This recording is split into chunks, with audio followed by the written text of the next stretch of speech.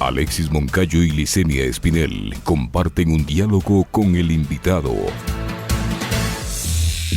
En Punto Noticias hablamos de...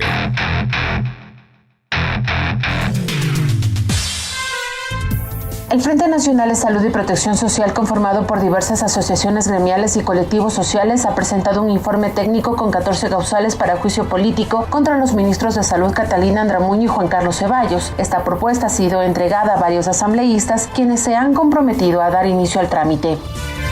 Entre las causales de la solicitud están que no se realizaron los planes de contingencia adecuados ni se reorientaron los recursos necesarios para fortalecer los servicios de salud en los 3 niveles de atención, lo que se refleja en el aumento de muertes, insuficiente adquisición de pruebas diagnósticas, negligencia grave al no proporcionar con suficiencia el equipo de protección al personal de las unidades del Ministerio de Salud, situación que incrementó el riesgo de contagio y muerte para los trabajadores de la salud.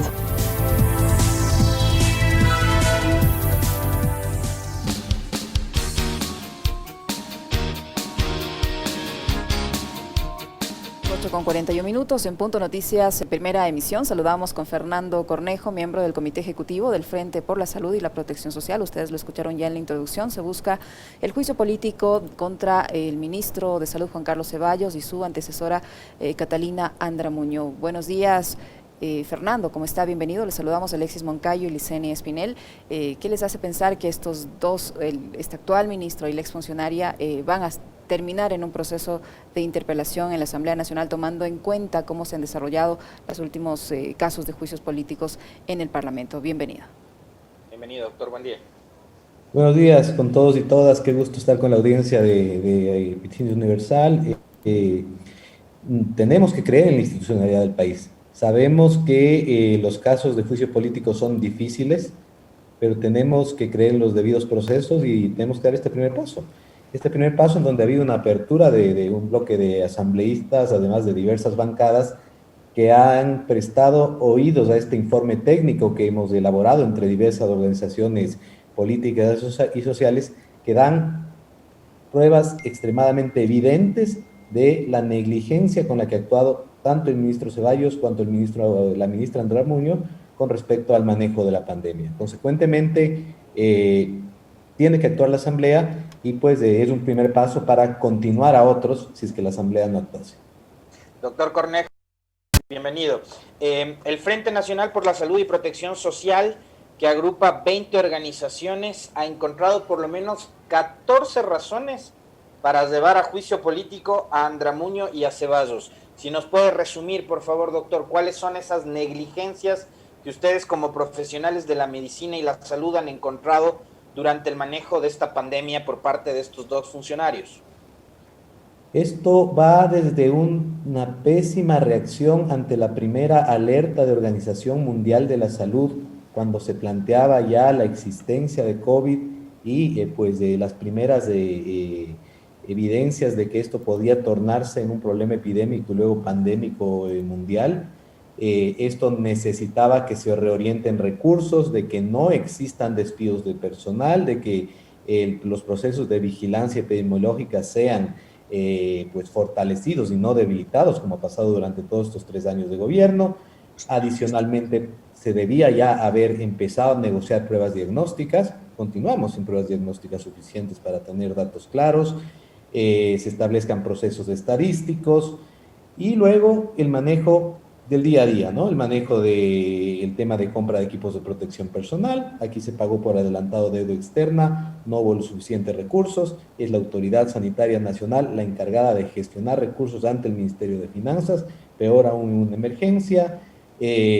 Hubo problemas en el transporte y manejo de cadáveres, también responsabilidad de la Autoridad Sanitaria Nacional, tanto así que les tocó nombrar una comisión ad hoc para que se dedique a esto en Guayaquil, ante la catástrofe que estaba viviendo pues nuestra hermana ciudad de Guayaquil, y todavía hay cuerpos extraviados, ¿no es cierto? Pues no hubo explicaciones suficientes sobre qué pasó al respecto. La atención para enfermedades crónicas como diabetes, hipertensión, problemas de salud mental, fueron desatendidas, obviamente, porque hubo un incremento de la demanda en los servicios de agudos por temas de COVID, pero las otras enfermedades también estaban cursando. Por lo tanto, el sistema de salud debe haber sido fortalecido y no debilitado. Muchos centros de salud cerrados. En este momento hay un subregistro en los temas de vacunación. Hubo y hay desabastecimiento en medicamentos. Es decir, la gestión ha sido desastrosa y hay responsables políticos. Por eso es que hemos recurrido como primera instancia a la Asamblea Nacional, porque estas son decisiones políticas de autoridades que son de nombramiento del Ejecutivo. Doctor Cornejo, ¿qué grupos parlamentarios receptivos a dar paso a este proceso de interpelación con los que ustedes han podido conversar? ¿A quiénes les parecen suficientes estas 14 causales que ustedes han expresado en este manifiesto? Hemos sido recibidos por 13 asambleístas, encabezados por el asambleísta Pavel Muñoz, de la bancada de la Revolución Ciudadana. Estuvo también el asambleísta Salgado, que es un asambleísta independiente. Es decir, hay algunos grupos, también ha habido acercamientos de otras bancadas. En este momento creo que es importante no mencionar a todos los que no estuvieron presentes, por cuanto sabemos que vivimos también un país del miedo, ¿no? Un país donde hay ciertas carteras de Estado que tratan de manejar la asamblea, y que si algún asambleísta se pronuncia en estos momentos, pues habrá movimientos, ¿no es cierto? Entonces hemos tenido muchísimas llamadas de otros grupos políticos que están interesados en enterarse al menos de cómo se trata este proceso y cuáles son nuestras causales. Ahora, llama mucho la atención, doctor Cornejo, y yo lo comentaba hace un momento con Licenia en la introducción de este noticiero, que estas iniciativas tengan que surgir de organizaciones de la sociedad como la suya. Y yo de paso digo, aplaudo y está muy bien, porque ustedes están preocupados de lo que ha sido este pésimo manejo sanitario por parte del gobierno y de las autoridades con respecto de la pandemia. Pero sí, por lo menos me llama la atención digamos, la falta de acción de la Asamblea Nacional.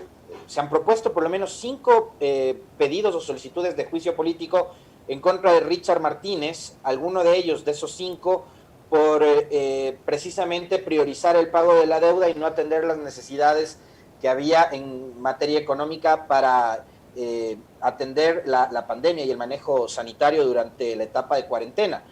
Pero no han prosperado. Lo que sí me ha sorprendido es que no se planteen juicios como el que ustedes están proponiendo ahora, revisando 14 por lo menos razones por las cuales deberían ser procesados tanto la señora Andramuño como ahora el señor Ceballos, que en una de sus últimas declaraciones dijo que los médicos fueron los que llevaron el virus a los hospitales. Entonces, digo, sí hay por lo menos una crítica también a la Asamblea Nacional, que no ha hecho como suya esta causa. Por supuesto, y ese es el llamado. La sociedad civil, los grupos organizados, los ciudadanos y ciudadanas tenemos una obligación de politizarnos más. La política no es una mala palabra. A veces leo en redes sociales, es que esta persona es muy política. Vamos, tenemos que ser políticos y tenemos que meternos en el campo político para poder tener la suficiente incidencia en los estamentos que a veces están perdidos o que a veces están manipulados, ¿sí? Recordemos que el Consejo de Administración Legislativa fue y está constituido gracias a un acuerdo entre el CREO, ¿sí? El movimiento de Lazo, entre el Partido Social Cristiano y el movimiento del morenista. Consecuentemente, no pasarán muchos pedidos de juicios políticos. Y aquí es la sociedad, los ciudadanos y ciudadanas quienes tenemos que presionar, quienes tenemos que estar en pie de lucha para que la Asamblea y otros entes del Estado sean responsables y cumplan con su responsabilidad. Consecuentemente, pues, nos hemos organizado para esto y para otros temas relativos a la salud y estaremos pendientes de que esto se dé. ¿Por qué? Porque ha habido un compromiso que hemos tenido con los asambleístas. Ellos han recibido estas propuestas y empezarán el trámite, que sabemos todos es un trámite largo, pero nosotros estaremos ahí permanentemente acompañando y presionando, pues aparte de estas 20 organizaciones que acompañan al Frente por la Salud, ha habido ya otras organizaciones que se van acercando, que van pidiendo información, que van aportando datos, y esto es muy importante, ciudadanizar la política. Este es un gran paso para evitar fracasos como el de estos 3 años. Doctor Cornejo, a mí me llama de que en todas estas causales que ustedes han presentado no se mencione nada sobre el aparente reparto de los hospitales. Y le pregunto esto porque funcionarios del Ministerio de Salud, tanto en la administración de la señora Andramuño como en la actual, deben haber tenido algún nivel de participación, porque finalmente quienes aceptan a los gerentes o encargados administrativos o médicos, quien sea, de los hospitales públicos que están salpicados en este escándalo del reparto, tienen que haber autorizado que esos funcionarios que ahora son procesados estén en esos puestos y hayan cometido estas supuestas irregularidades. ¿Usted cree que debería incluirse o al menos investigarse también este tema en medio de a estos dos funcionarios por este tema del reparto de los hospitales también? En efecto, nosotros hemos presentado 14 causales por temas específicos para que sean identificados, pero el ente fiscalizador tiene la obligación de analizar otros temas adicionales. La autoridad nominadora de gerentes de hospitales es el ministro de Salud o sus delegados en las coordinaciones zonales, ¿no es cierto? Entonces, evidentemente, aquí hay un tema que está siendo investigado en la justicia y aquí hay un tema que podrá entrar como causales. Aquí, la autoridad sanitaria no puede decir yo no sé quién era mi gerente. Entonces, tiene que responder también ante eso. ¿Cuál es su evaluación, doctor Cornejo, lo que ha sido, sobre todo, el desempeño y el rol que ha cumplido el doctor Juan Carlos Ceballos? Cuando él llega al Ministerio de Salud, hubo abogados que resulta que han sido especialistas en temas epidemiológicos. Yo no sabía que había esa rama en el derecho, pero resulta que eran especialistas en epidemiología, algunos abogados, que hablaban de lo maravilloso que era la llegada de Ceballos, que era un conocedor de epidemiología, al Ministerio de Salud en este contexto, en el de la pandemia. Pero en el camino nos hemos encontrado de que esa no fue la realidad. Usted, como especialista en temas médicos, ¿cuál es la reflexión, la evaluación que hace del paso de Juan Carlos Ceballos por el Ministerio de Salud? Nosotros hemos sido muy cautos y yo, a pesar de la experiencia en salud pública que tengo, yo como psiquiatra que soy, he sido muy cauto en pronunciarme abiertamente justo para permitir que especialistas, epidemiólogos, que en el país los hay y muy buenos, puedan expresarse. Sin embargo, los datos están a la vista. Hemos tenido un pésimo sistema de vigilancia epidemiológica, lo cual con cambios de metodología permanentes, lo cual no nos permite saber cuál es el real número de contagiados, cuál es el real número de personas que se han recuperado. No hemos tenido el suficiente número de pruebas, es decir, todos son proxies, tanto así que para saber qué aproximación de las consecuencias que tenemos son los datos de registro de muertes en exceso en el registro civil. Fíjense cómo tenemos que llegar a medir el exceso de muertes para saber más o menos cómo estamos. Y eso implica lo mal que se ha manejado el tema del sistema de vigilancia epidemiológica. No ha cambiado nada entre Andramuño y Ceballos. Andramuño al menos supo reconocer que no habían recursos y se fue. Y acá se entró con un gran despliegue mediático, pero se terminó siendo algo que es muy grave, que es delegar competencias a los gobiernos autónomos descentralizados, que en el caso de las provincias o ciudades grandes tienen ciertas capacidades y algunos tienen unos pequeños subsistemas de salud. Pero en el caso de las ciudades más pequeñas no tienen estas capacidades y además el COTAD no les da la competencia, pero han tenido que asumirlas a la brava, a veces asesorándose como han podido con estamentos académicos, con cooperación internacional, y esto ha redundado en que la calidad de atención sea mala, se retrase y tengamos consecuencias complejas. Si analizamos, por ejemplo, el tema de los pueblos y nacionalidades indígenas que tienen doble condición de vulnerabilidad, sobre todo en las zonas de difícil acceso, la situación ha sido muy grave y el Ministerio no ha regresado a ver a estas zonas. Ahí ni siquiera se ha llegado a un punto de protocolos de atención para manejo de cadáveres en situación de interculturalidad, ya cuando la situación ha sido compleja. Entonces, el punto acá es que la actuación de Ceballos ha sido sumamente nefasta, muy cercada por medios de comunicación hegemónicos, y que, pues, evidentemente la historia va a juzgar su actuación y de quiénes han sido sus cómplices. Doctor Cornejo, se suma otro elemento a esta crisis sanitaria que vivimos y es el hecho del engaño, al parecer, que han sufrido los trabajadores de la salud con la denominada ley humanitaria, sobre todo con el reglamento, un reglamento que está impugnado en la subcomisión de salud en la Asamblea Nacional, que incluso ha dado un plazo hasta hoy al gobierno para que presente textos alternativos para reformar los artículos 10 y 40 de este reglamento, que entre otras cosas les ofrecen estabilidad, pero finalmente no les van a dar nada. ¿Cómo mira usted este asunto? Yo como médico no soy buen abogado, pero sí puedo analizar desde el punto de vista de la salud la ley humanitaria, y es terrible, ¿no? Con respecto al tema salud, no me voy a pronunciar a los otros temas, pero también el tema de derecho al trabajo, de precarización laboral, etcétera, es terrible en esta ley. Pero ¿qué pasa en esta ley humanitaria? Una estabilidad laboral que se torna inaplicable, porque en el reglamento es más oscuro que la ley, porque dice si hay disponibilidad financiera. Entonces esto deja en manos de los coordinadores administrativos financieros de los hospitales, deja en manos de las zonales, ¿sí? Entonces puede ser que nunca se dé esos nombramientos. Tiene que haber un reglamento, una reforma a ese reglamento. Yo esperaría que haya claridad en esa reforma y se garantice que no haya despidos y se garantice que estos héroes, que en realidad son héroes, todos los médicos, enfermeras, auxiliares de enfermería, personal pues que trabajen en los hospitales o en los centros de salud, tengan esa estabilidad laboral y al menos, porque es un mínimo, no sean despedidos. Pero en esta ley humanitaria además hay otros dos temas bien complejos que no se lo ha querido analizar. El primero es cómo se les ha engañado a los médicos posgradistas, porque demagógicamente se les dice, sí, ustedes van a recibir un salario, que es justo, pero no se dice los cómo, se firman contratos al apuro. Los posgrados son manejados por las universidades, como debe ser y como dice la LOES, pero no han participado las universidades en esto. Entonces, ¿qué es lo que pasa?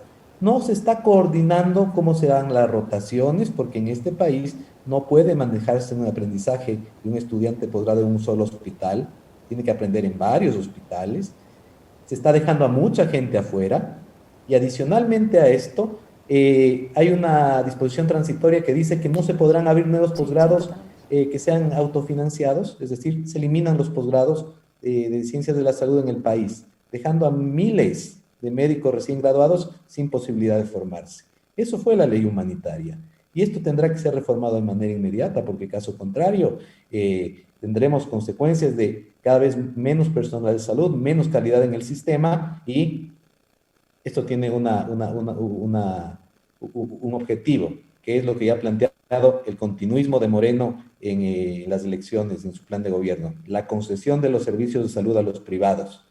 Esto se plantea en el plan de gobierno y aquí están sembrando. Sí, el gobierno de Moreno siembra futuro, siembra el futuro de Lazo. Es decir que, dice doctor, es que lo que apunta Moreno es que el próximo gobierno, en el caso hipotético de que sea Guillermo Lasso, lo que están asegurando es la privatización de los servicios de salud.